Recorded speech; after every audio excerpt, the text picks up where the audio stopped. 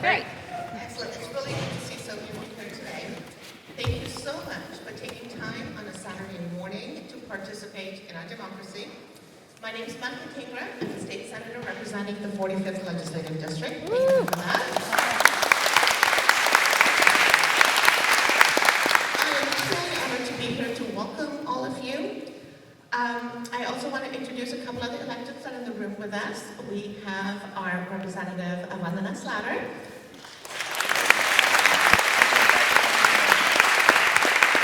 And we have Redmond City Councilwoman President of the Board, Angela Burney. So respectful discourse is an integral part of our democracy, and I'm so delighted that we have a representative who takes the time and makes the effort to conduct town halls, to listen to the people she represents, and to inform us about what is going on in the other Washington. Congresswoman Suzan Delbene certainly shows up and works so hard on all of our behalf. I would like to go over a few logistics for this morning. This town hall will last 90 minutes. Please do raise your hand if you have a question, and Suzan Delbene's staff will come up with the microphone and facilitate the question being asked. In the interest of time, the Congresswoman will be unable to answer repeat questions. If you have a pre-prepared letter, please do refrain from reading it out loud. You may actually turn it in, and the Congresswoman will respond with a written response. If the Congresswoman is unable to get your question, please do fill out a question card, and you will get a response to your question. The Congresswoman does want to be respectful of everyone's time, and the goal here is to hear from as many people as possible about a variety of issues. If anyone has any signs, now's the time to wave them or do one of them. There you go, because we want to make sure that you don't block the people sitting around you, so everyone can see those signs. We're all good? Excellent. Thank you. Please to stand and join me in the Pledge of Allegiance. I pledge allegiance to the flag of the United States of America and to the republic for which it stands, one nation, under God, indivisible, with liberty and justice for all. Thank you. So Congresswoman Delbene was first sworn into office in 2012. She has been representing us for almost 6.5 years.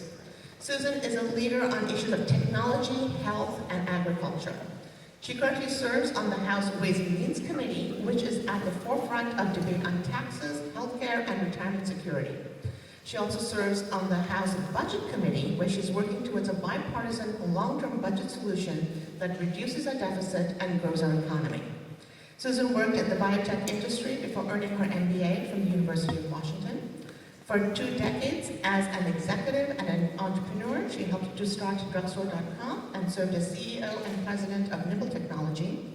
Suzan also spent 12 years at Microsoft, most recently as corporate vice president of the company's mobile communications business.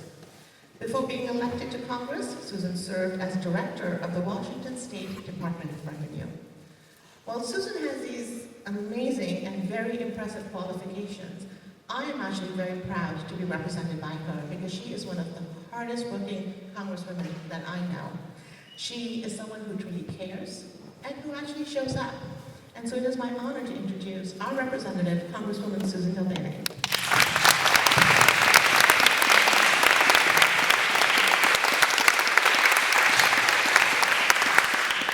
Thanks, Monica. Let me untie myself here. And I think it's an incredible honor that we have Monica representing us in the state legislature, as well as Vandana, who I live in the 48th, so Vandana's my state representative. But you have done such incredible work for us, so I appreciate both of your work and what you're doing down Olympia for us. So a round of applause for them.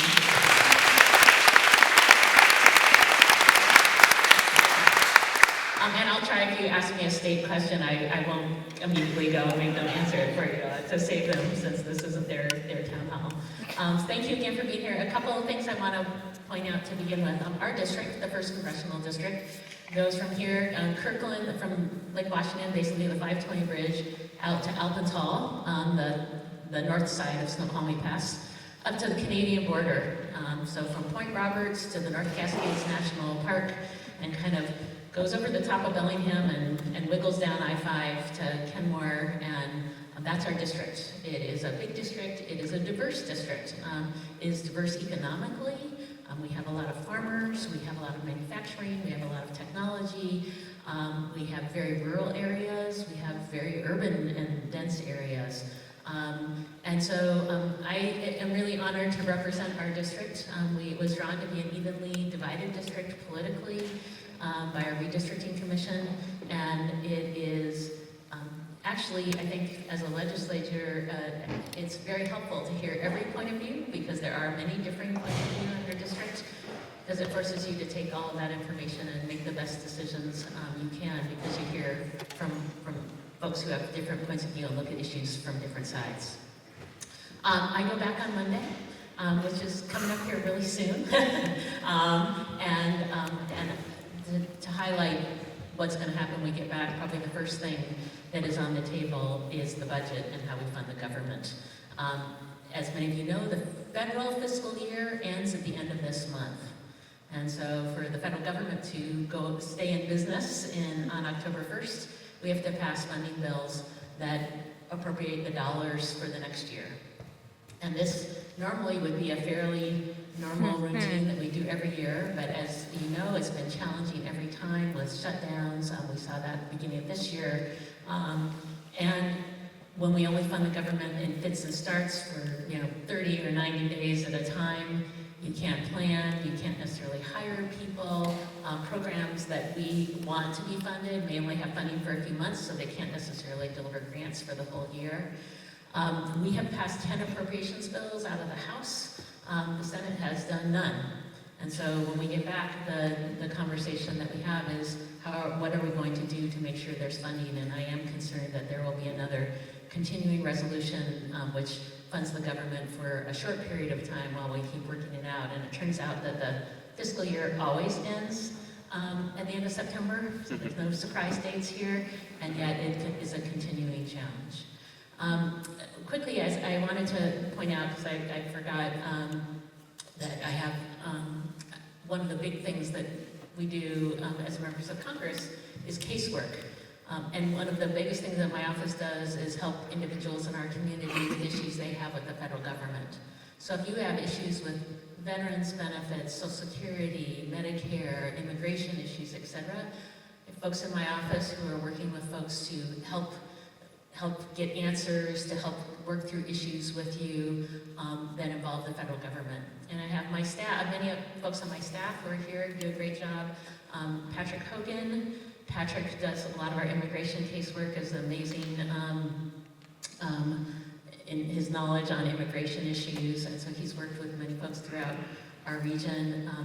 Ben Studley is in charge of Veterans Affairs and does our veterans outreach as well as outreach in other areas, and is also a veteran himself of the Navy, and was a Wounded Warrior Fellow in my office first, and then we hired him, and he's done a great job. So thank you for your service, Ben.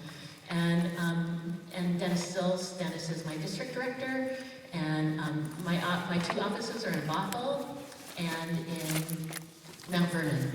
And so Mount Vernon covers Whatcom and Skagit County, and then Bothell covers King and Snohomish, but we also kind of travel all the way around because not everybody can cover everything from one place. And then Kelly Marquardt, who does outreach in King and Snohomish County, hanging out there, and they'll collectively figure out how to pass the microphones around. And I know Rachel, who was sitting outside, I already did them before you came. Rachel Semberg, who's sitting outside, does casework on Social Security, Medicare, works with many constituents as well, and I think she's at the table checking people in. So please know that you can reach out to our office and on any of those issues. And also, if you're ever in Washington, D.C., we set up tours. There's a lot of things that we can do. In fact, we're here, right next door is Stella Scola. I meet with their class every year, and one of their middle school teachers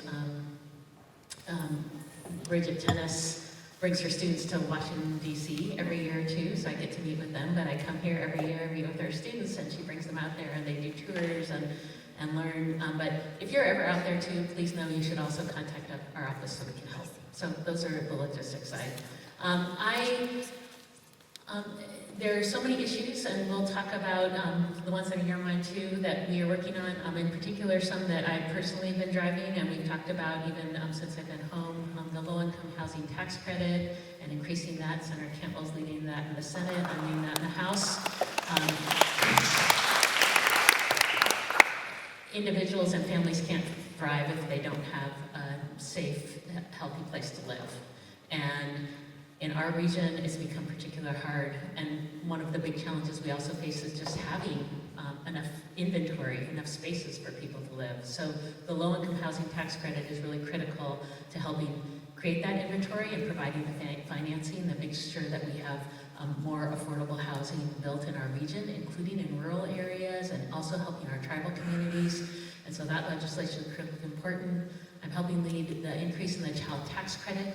If there's one thing we can do that will actually have the biggest impact on eliminating poverty in our country, it is increasing and making the child tax credit fully refundable. A huge impact on families, an effort we're working on, as well as working with that, as well as the increasing the earned income tax credit. Those two play an important part.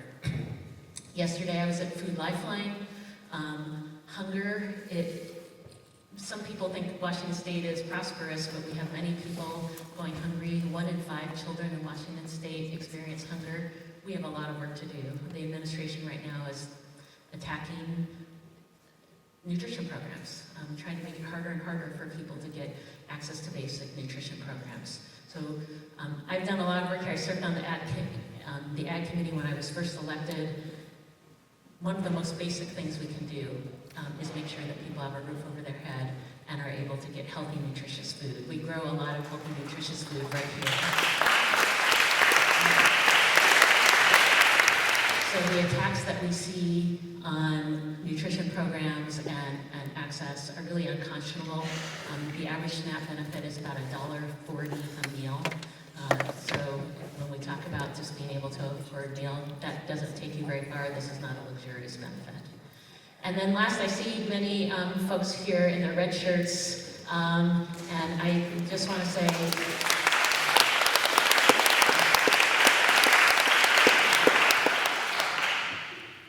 we need to pass responsible gun reform at the federal level.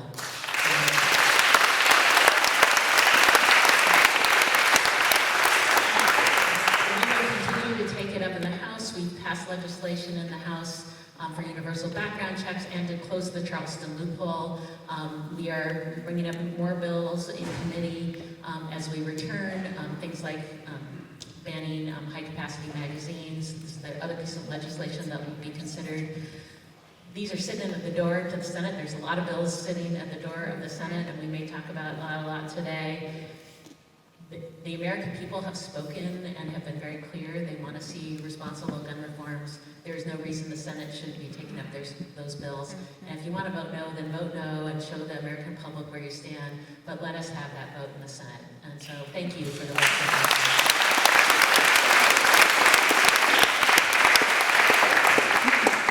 I don't want to keep going on because I want to make sure we focus on what's on your mind. So I'm going to open it up, and I don't know who's got the mics. Ben has a mic, Patrick has a mic, and I don't know if someone does, and they're going to come around. And I'll say they'll probably hold on to the mic just because that way they can keep moving forward, but they will find folks, and we'll just, and raise your hand and recognize one of them, and one will maybe go on one side and one on the other, and we'll go from there. Okay, I guess we're starting right there. Hi, I'd like to be asking about what we can do about affordable childcare.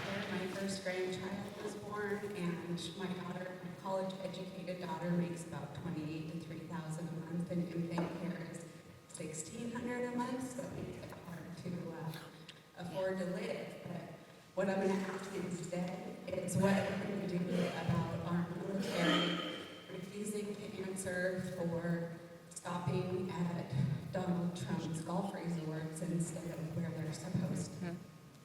So thank you for both of those questions. Let me take the first one first, because we actually just had a roundtable earlier this week on childcare. We have a piece of legislation that would really address a few issues that we have. One, the affordability of childcare, so that people don't have to pay a huge amount of their income for childcare, to make sure that we provide benefits so people can afford the childcare that's available, or can afford quality childcare.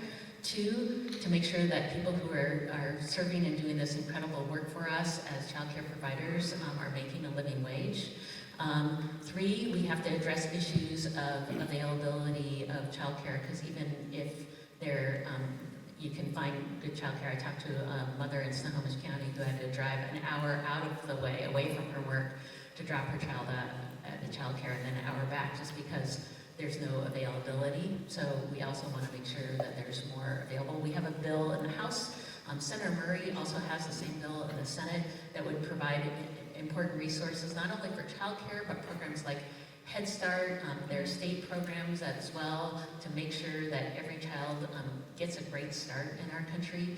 These dollars, if we invest in early learning and quality childcare, pay off not only in the peace of mind for parents, but also in the ability of our children to achieve the opportunities and be incredibly successful.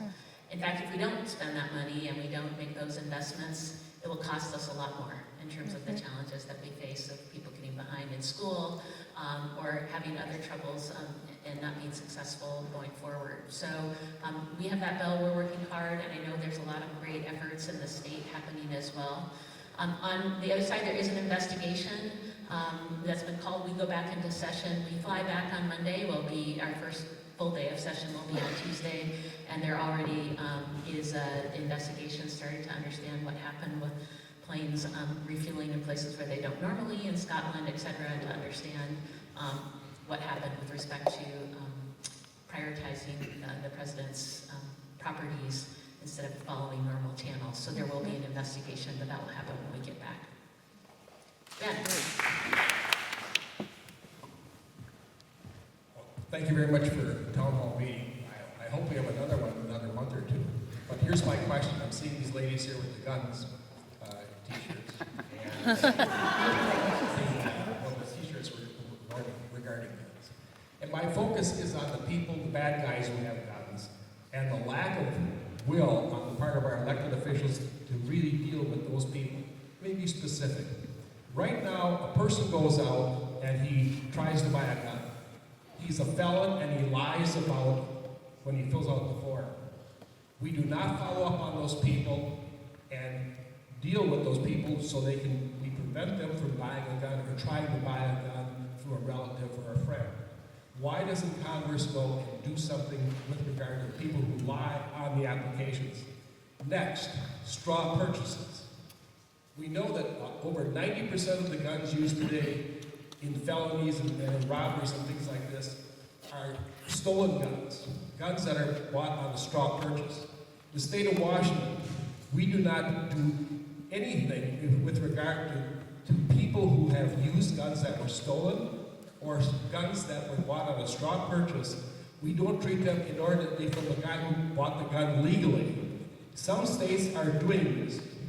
They are going and they're saying that if you use a gun that was used that was stolen or that was a straw purchase, both you and the purchaser of the straw purchase individual will now be held to 5 or 10 years automatically in prison. Why don't elected officials care about these people?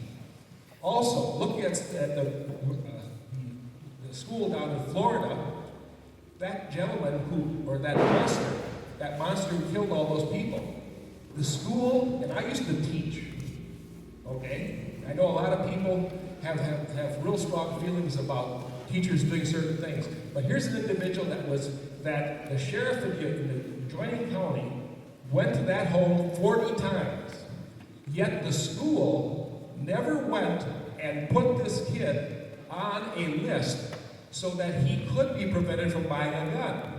And each year at that school, they go and they zero it out. So if the police came to his home 40 times, last year. The next year, he's at a 0 point.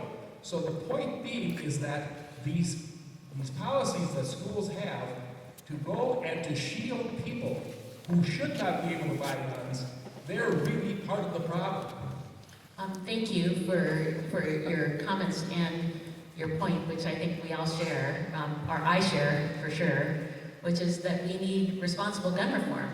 And when I say responsible gun reform, part of the challenge we face is that we haven't even had a consistent place where people can go to find some of the information you're talking about.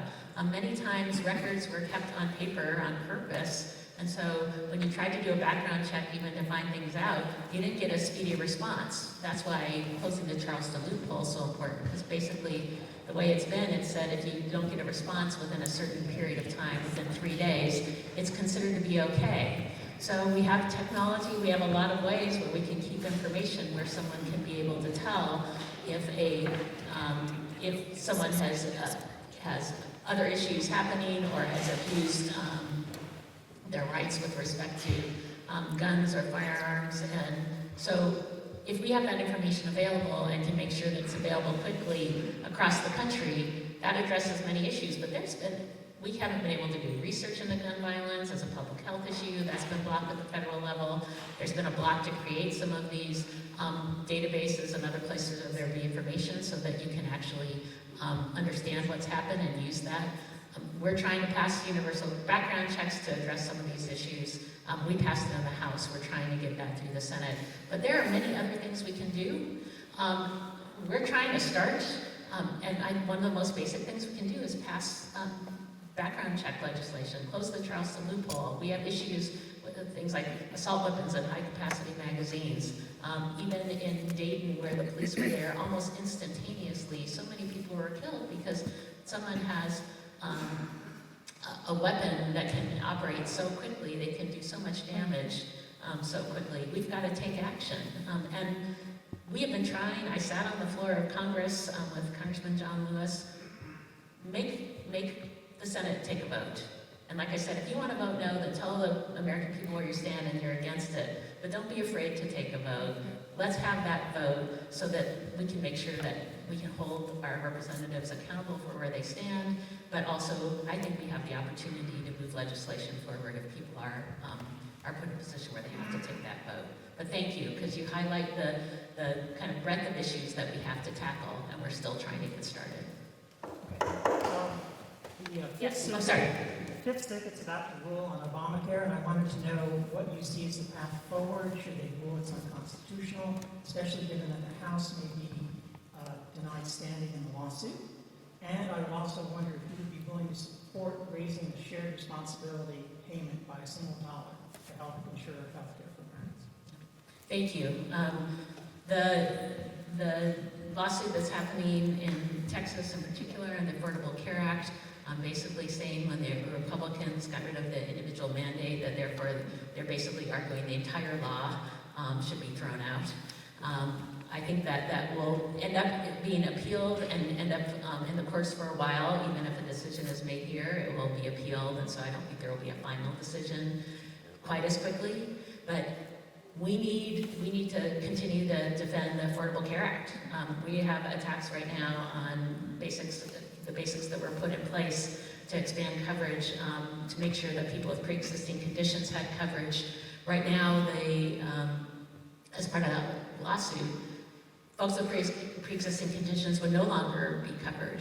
The administration has kind of promoted junk plans, very high deductible plans that don't cover many things. They're no longer kind of coverage for basic health benefits, as was talked about in the Affordable Care Act. So we have a lot of young people who have plans that don't cover basic preventative medicine because they have no other options. So we need I think we can shore up the Affordable Care Act with legislation. We have multiple bills that we've actually moved in the House. Things like reinsurance, making sure we're defending the basic health services that were covered on the Affordable Care Act, things like that sound pretty basic, like maternity care, well health visits, the checkup visits. These are things that were described and defined, and the Trump administration and Republicans in Congress have tried to undermine those. So one, the most immediate thing we can do is continue to defend the Affordable Care Act, but we need to make sure that every single person in this country has affordable quality health care. We need universal coverage. And I do believe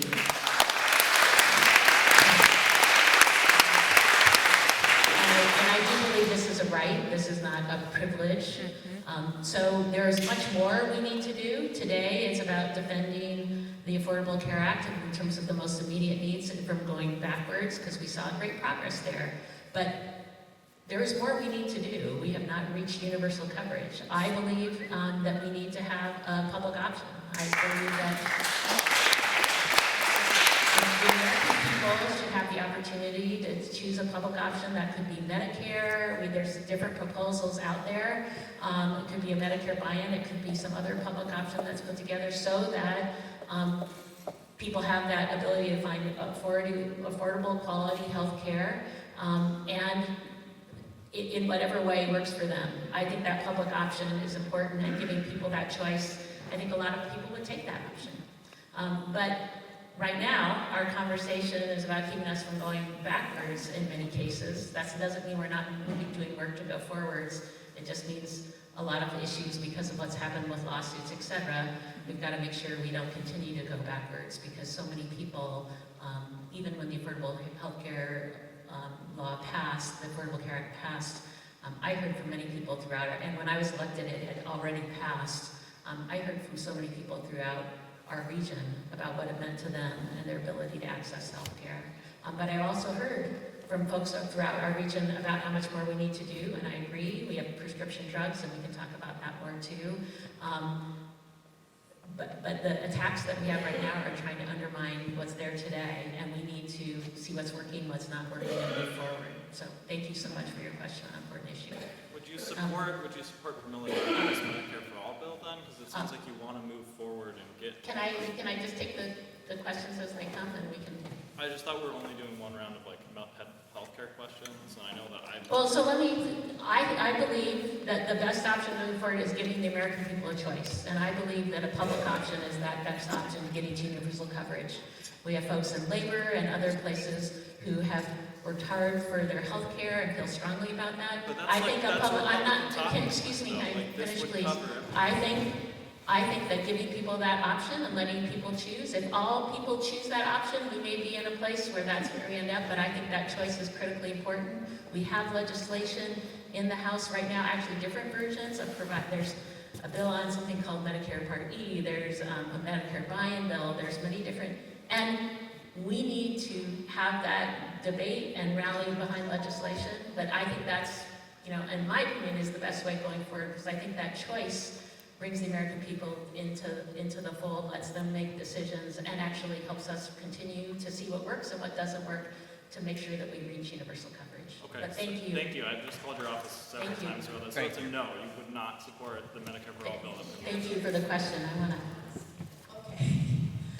So how can Donald Trump continue to do things such as saying that we're having a national emergency and taking funds that are voted by the Congress to the military or wherever and just transfer them over to somewhere else? And how can his administration be lowering emission standards and the Endangered Species Act and all the things that he's doing that are just gut levels?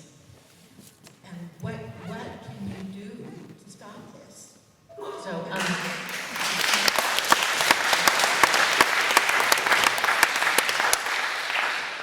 thank you, Karen. And as we know, there are many, many examples. And we are a co-equal branch of government.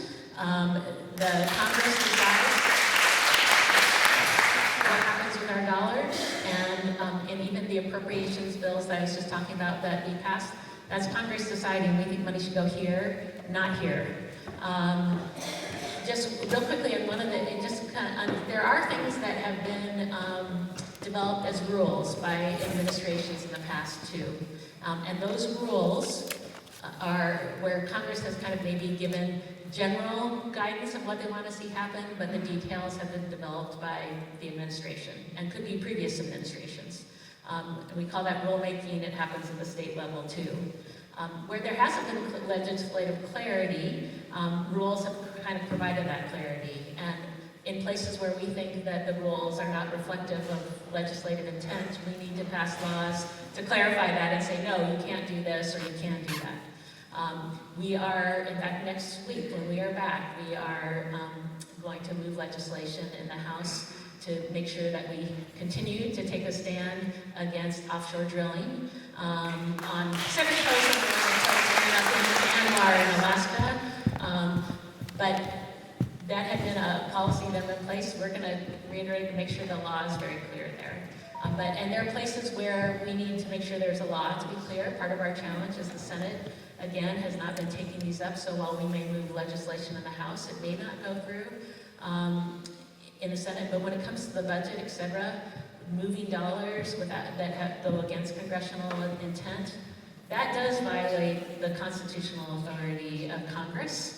And we are going to, when we go back next week too, some of these may end up being court challenges because we can try to pass bills to address this, but again, the Senate may not take any of that up, so we don't always have that collective voice of Congress there.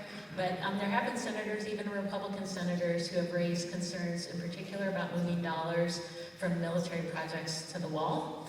But we're going to need that collective voice. That would be a faster way to address it. If not, we will end up having court challenges there because that does go against the Constitution and our authority in terms of appropriating dollars. So it is a very important concern and very concerning what the administration is doing, and very concerning that the Senate, this isn't a Democratic thing, this is the House and Senate in a bipartisan way should be outraged by that. Please. There's... So I'm building a little on what we're just talking about, but I want to actually focus it towards ICE and Customs and Border Patrol. So as a member of Ways and Means, you have a really important role to play in that budget. And so I'm wondering if you can commit today to supporting ending ICE's and Customs and Border Patrol's transfer and reprogramming authority in this upcoming budget. And if you'll also commit to decreasing their overall budget to fiscal year 2016 levels. If you can commit to that today, if you can tell us so that we can hold you to it, and if you can't commit to it today, can you please explain why not? So we've passed some funding bills already with clarity on where money goes, not just in big sectors of the government. Those haven't passed the Senate yet, so it's unclear what the combined effort would be. As I've said before, we may end up with a continuing resolution. If that happens, it would take existing funding levels across the federal government and keep them going forward for some unspecified period of time. But we have passed legislation, and I don't know the period of time because I don't think it's been decided yet. Sometimes the government's funded for a month, thinking that in a month we'll figure the rest of it out. Sometimes it's longer. I'm not sure. I'll know more next week. But I think our key issue is actually one that was just brought up, which is we have oversight responsibility to make sure all parts of our government are following the law and following congressional intent when it comes, for example, to use of dollars. And so we have various bills that we put forward with respect to immigration, with respect to what happens at the border, with family separation, how families are treated. So we passed legislation in the House on those issues already. Many of those are sitting in the Senate. And to your point, and I think I've been to the border, I've been down to McAllen, I've seen what happens, I've seen families being separated, I've seen people put in those cages with their Mylar blankets and unsure what's going to happen to them. Our law says that people can seek asylum and come to the border and present themselves. We need to make sure that people have legal representation and the availability of legal representation. But we also need to make sure that we keep families together and that people are treated humanely in our country.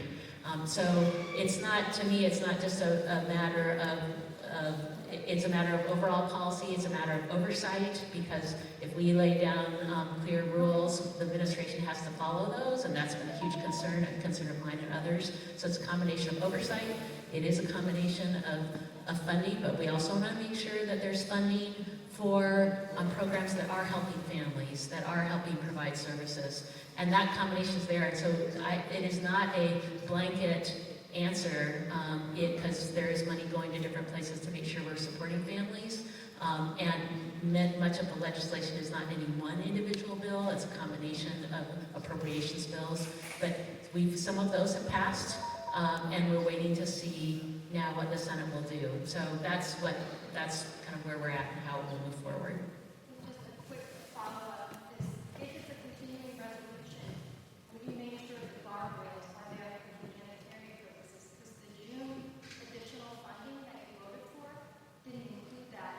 So the June funding did include guardrails. There were other guardrails we would like to see, but we also, a lot of that money in June went to Health and Human Services. It was money directly for families. We need to make sure there are resources to take care of those families too. And I feel very strongly that we are going to, that we in Congress can't give the administration also the reasoning to say we can't take care of anybody, we don't have resources either. We've got to make sure that we provide that dedicated to that purpose. So the continuing resolution may be very generic, and all the continuing resolution probably says, because that's kind of the nature of a continuing resolution, is we're just going to keep funding the government at the current levels for the next X period of time. Then it probably won't have some of that specificity. So that's probably what we'll see, but I won't know more till we get back next week. So thank you. Ben? Hi, Congresswoman. Thank you very much for being here. I'm not sure if I have an actual question, but I just want to urge you to support HR 3289, which is the Hong Kong Human Rights and Democracy Act of 2019. And I'm sure, I've been here 30 years, but I grew up in Hong Kong. And I'm sure a lot of you guys have seen just absolute insanity, footage of police brutality going on in Hong Kong. It's going on right now because we have been monitoring all the broadcasts from over there every night. And thank God for independent journalists and the fake news media. So all these things are going out. I think it's really paramount that we, United States, takes action here by passing HR 3289, and there's also a accompanying Senate bill too. And I think passing this bill will ensure international support and monitoring of the democracy and progress of democracy in Hong Kong. And I just wish to ask you to support that bill. Thank you very much. No, thank you. And let me look at it, because we had a bill come up, and I'm not sure if it's the same one, but it very well might be. So I will definitely get back to you, but I share your incredible concerns. And I'm also just very disappointed that the administration has not stood up for democracy, for human rights in this particular case. In fact, seems to make statements to the contrary. So thank you for raising that, and I'll let you know for sure on that specific bill. Thank you.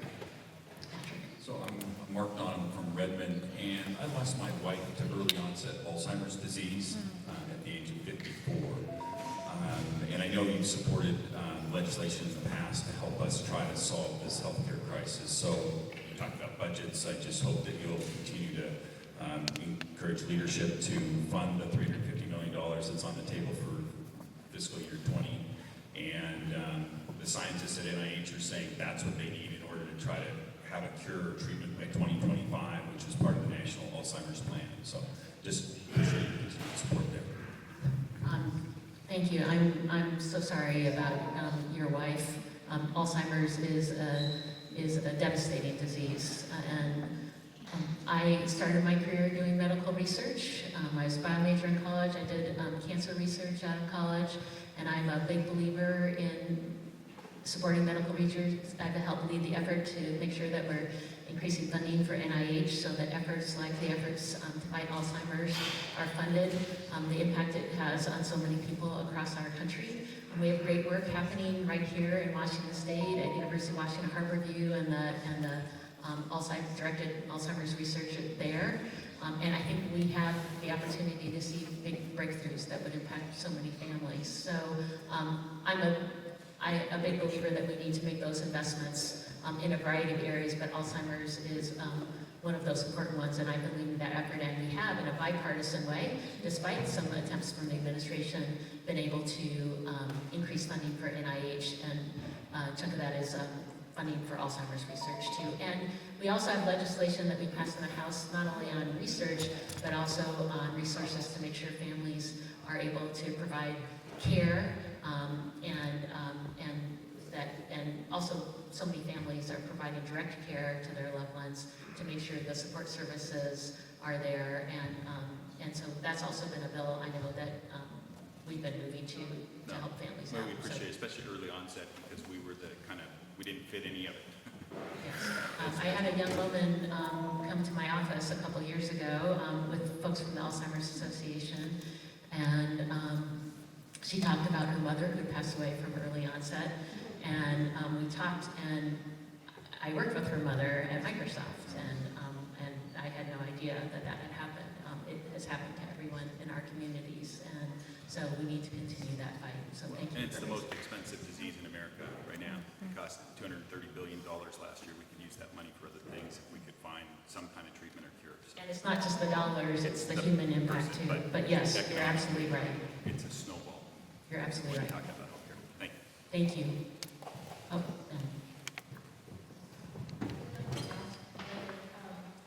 About the carbon bills that are in the House right now, there's 59 dollars on one of them, but none have gone to committees. I'm just wondering, it seems like to me it would be good to have a discussion before we get to the next Congress, so that part is done, because there's some details. And I was wondering what is happening and why it's signed on to the one that has 59 of those launches already.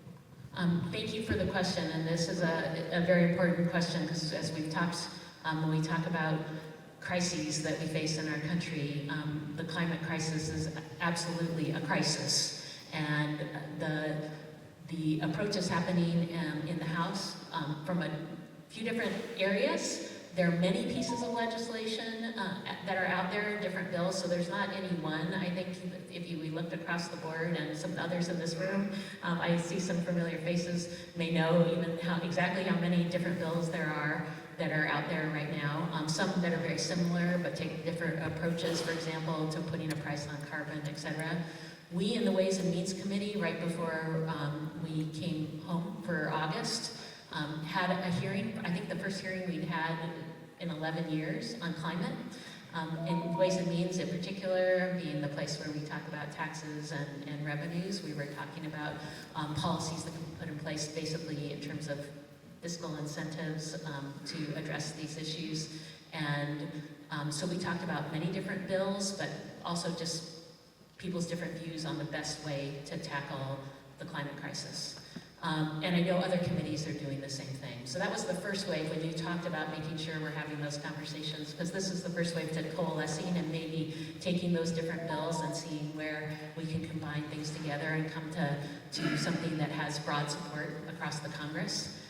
And I think can also be bipartisan, because I actually think there's opportunities in the House for this to be bipartisan.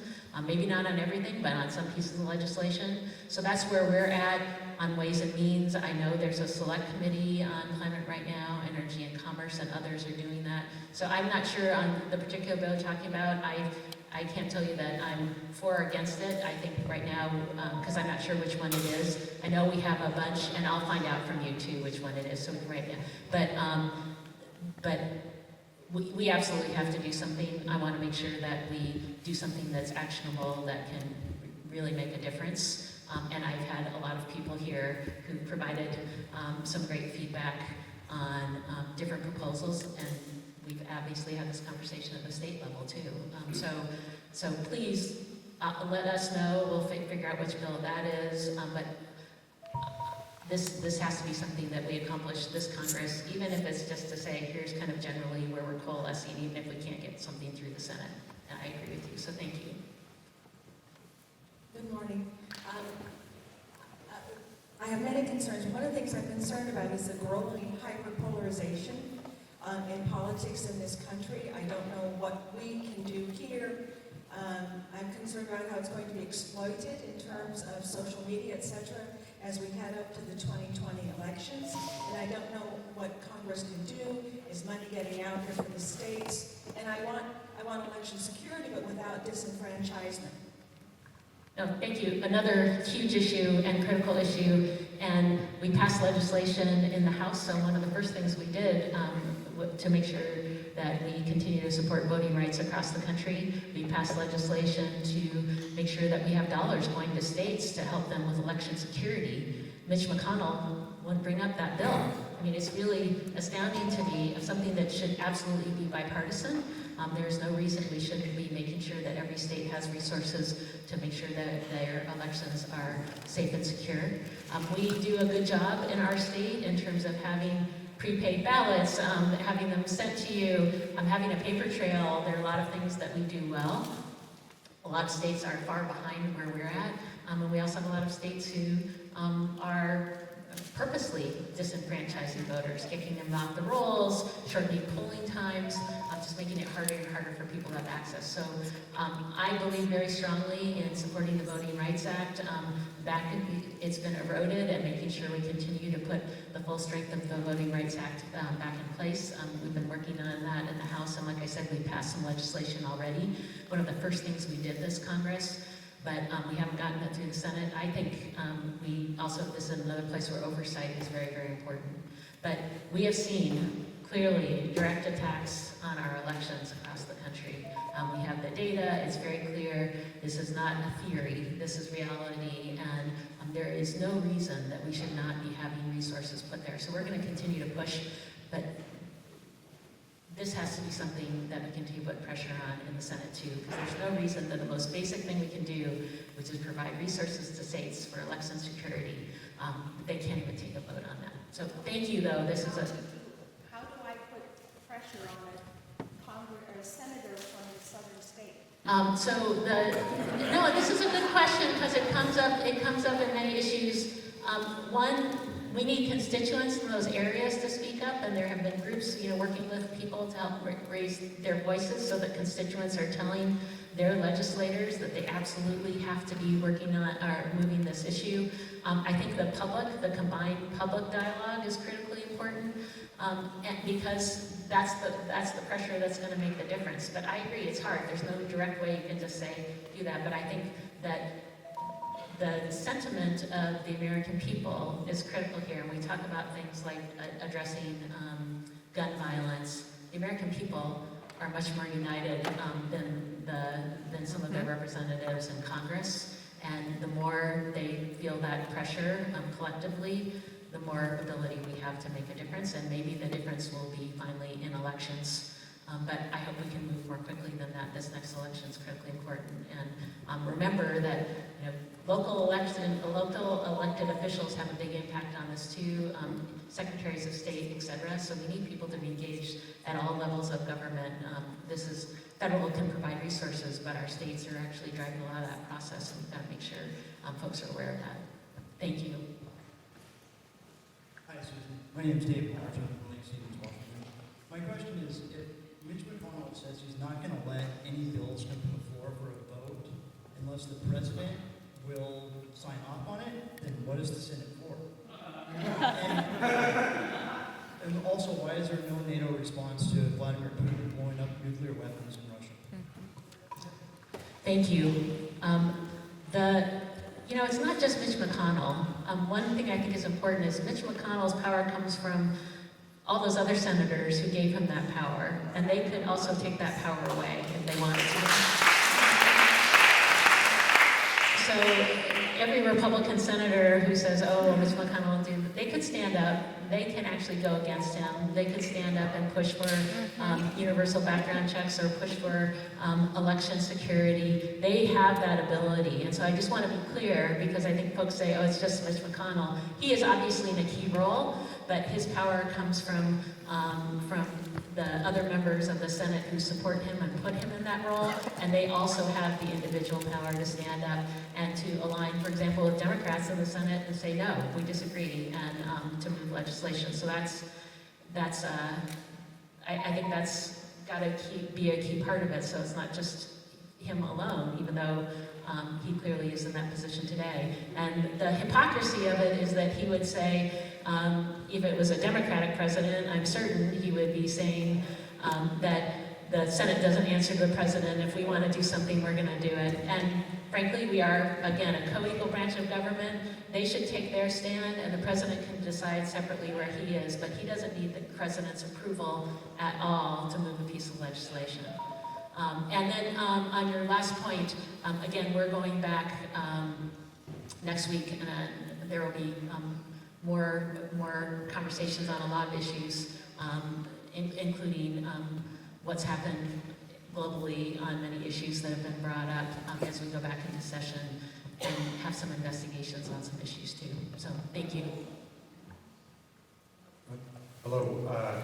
I'm not going to ask you about climate change. I figured you would, because when we were talking about climate, you No, my question there was already answered. I want to ask about transgender rights. I have a transgender son. I contacted you a while ago about the confusion he had over receiving a selective service notification. And I really appreciate the quick response from Ben. It turned out we didn't need your help because they followed up quickly with saying, oh, we realize you're trans, we don't want you. Which is fine for the short term because he wants to be a social worker. And he'll serve the community that way. But it still troubles me that it's legal to discriminate against my son, who's a wonderful young man. And I appreciate your help. I don't know how to do it.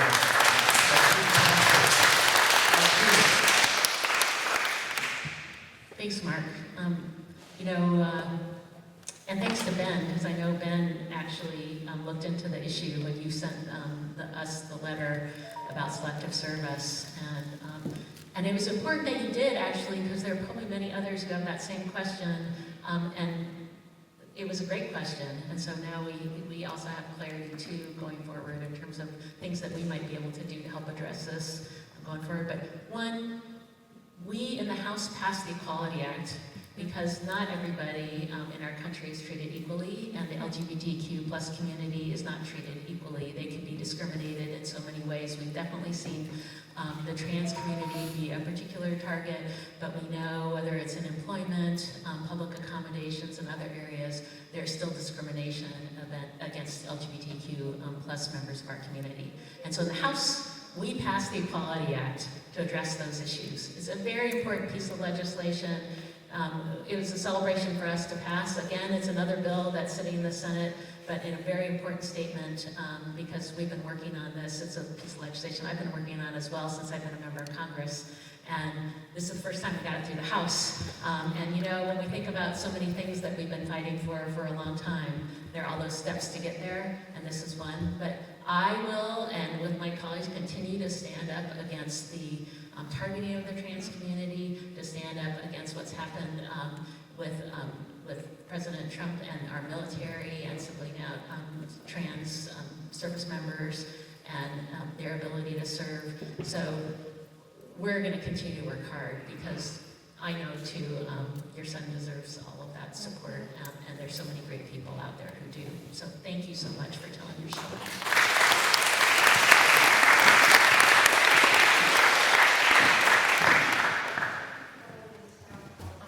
I can't hear Ben. Is your mic on?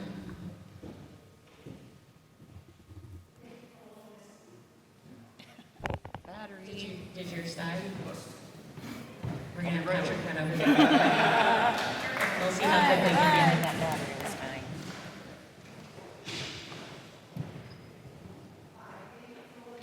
That's not working either.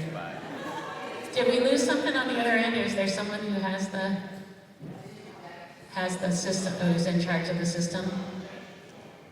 Okay, just speak loudly and I'll come up a little closer.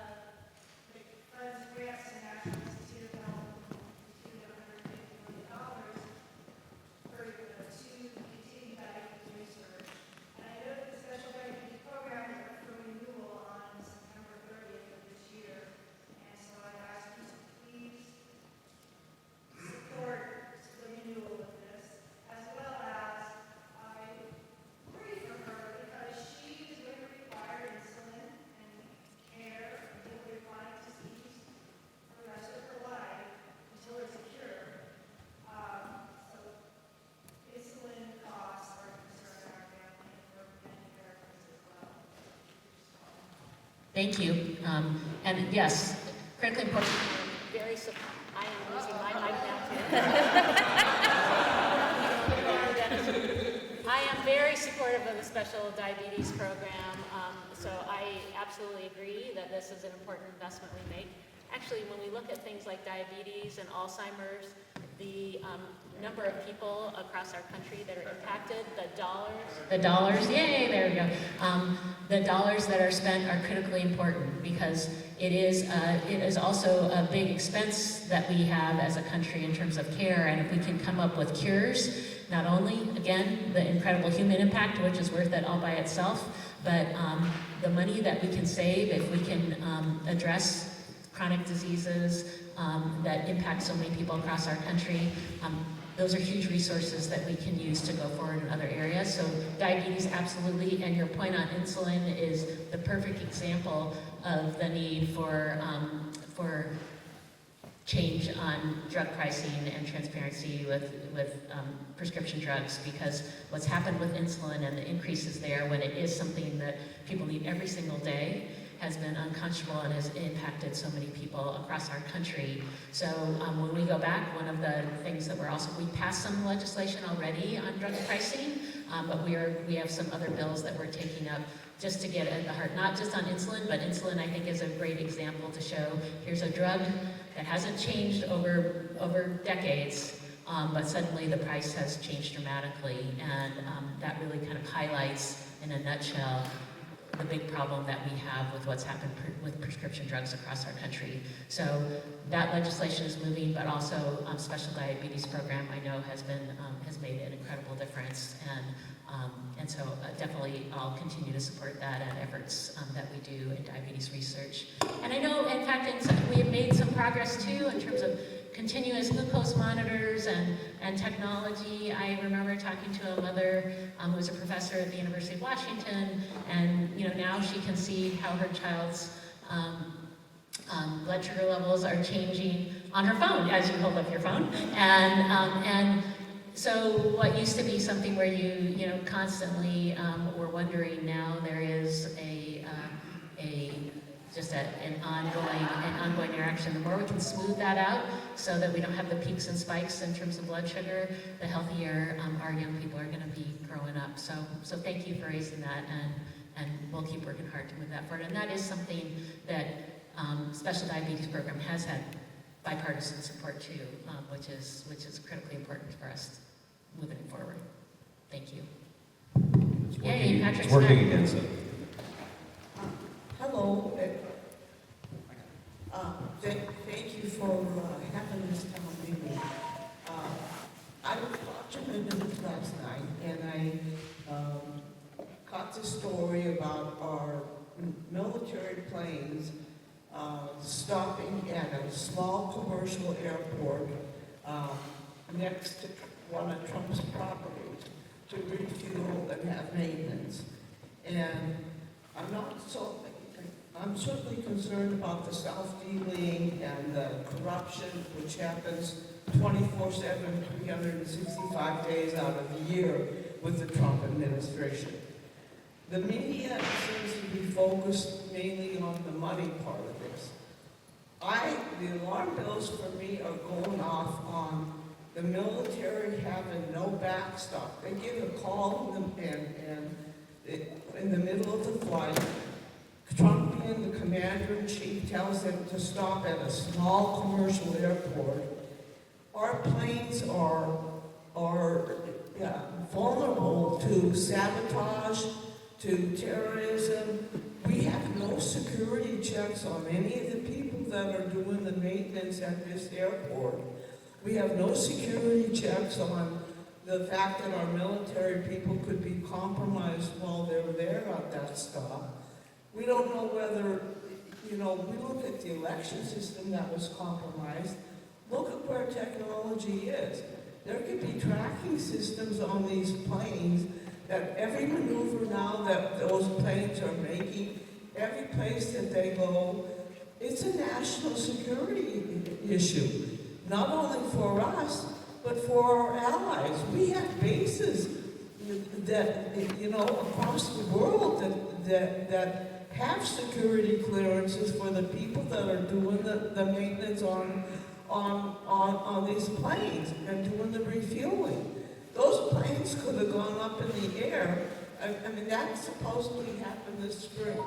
And now the military is totally silent. They're stonewalling. And again, it's an oversight function that involves national security. It is, and someone raised that a little bit earlier too. We are, the requests have already been made to start that investigation and request for information from the Department of Defense as to what happened and why they refueled there versus at a base, and why folks stayed at a Trump property, and you know what the reasoning was there. There's also been the questions around the vice president kind of going out of his way to stay.